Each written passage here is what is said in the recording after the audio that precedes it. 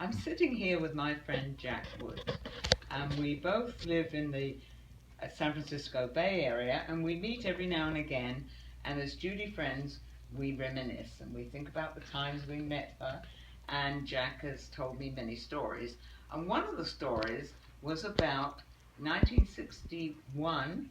Judy had gone to England in 1960, recovering from hepatitis, and had done the concert at the Palladium, and then she came back to America and signed a contract with CMA, and they got her gigs all over America, including Carnegie Hall, April the 23rd, that thank God was recorded, and we all have seen that.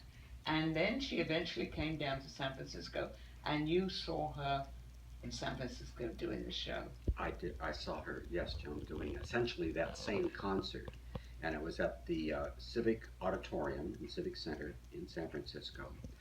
Totally sold out. It's a bit of a barn. It's not a proper theater, of course, but it was huge and it was sold out. And she did the Carnegie Hall concert.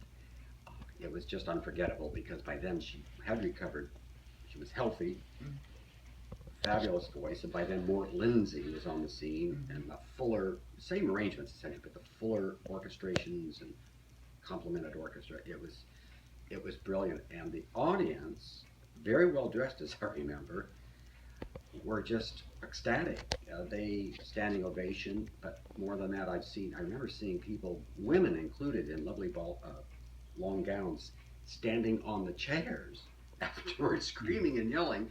And one thing I remember, her wonderful rendition of San Francisco with that excellent introduction. The audience wouldn't let her go. She had to sing it, the whole thing, including the verse, the introduction, all over again. It was pandemonium. I get chills just thinking about it. It was extraordinary.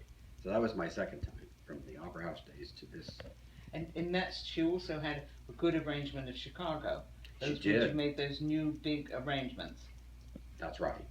And she just nailed each one of them. And this was after Carnegie Hall. She had been, I think, to the Hollywood Bowl and these other venues around the country, but you would have thought it was the first night. I mean, she was fresh on top of it. She was in fighting form.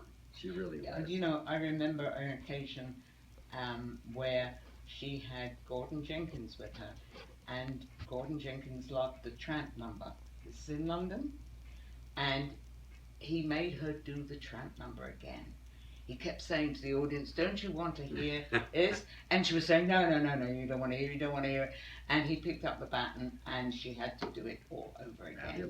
There are certain times that are so special that shall we say, the force is with her, that their emotional experiences that it has to be. She has to do it again. But the whole number again. How often do you ever see that, or the audience demand the same number again from start to finish? Right, right.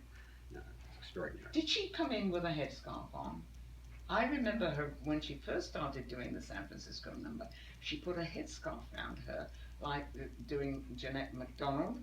The first couple of times, I think I saw her do that, and then she flip it off, and when she's doing the introduction. I never saw that. No. Yeah. Good. I do remember she was allegedly going to, she was programmed to stay during that run, that night or two, at the Fairmont Hotel. And I was there waiting in the lobby for her, and I met this nice young lady. I've lost track of her. And she said, "Oh, where am I going to stay?" And I had something else to do, and we kept in touch. And she sent me a photograph of Judy checking in, but Judy checked out because she loved the Clift Hotel. Yeah.